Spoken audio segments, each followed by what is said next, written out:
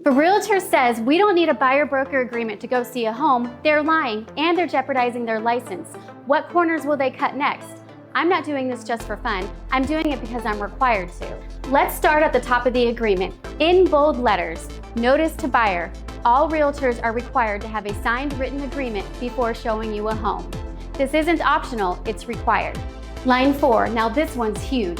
This is an exclusive agreement for me to represent and assist you in locating, negotiating, and facilitating the purchase of a property during the term we agreed upon.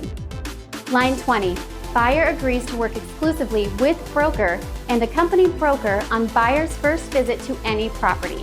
This includes a model home, new home or lot, and even an open house. Failure to do so could result in the seller refusing to compensate the broker.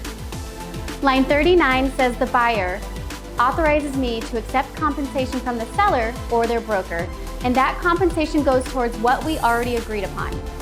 And that is how agents get paid, by the way. Line 44, if the seller is offering less than what is listed in our agreement, then I could take less, and the compensation not paid by the seller shall be paid by the buyer.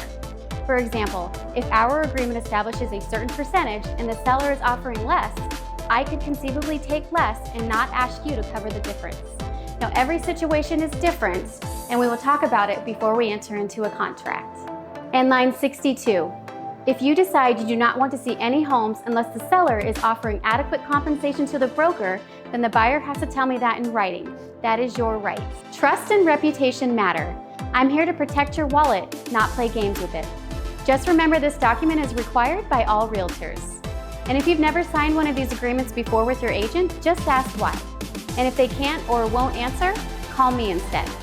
Now let's go look at some homes.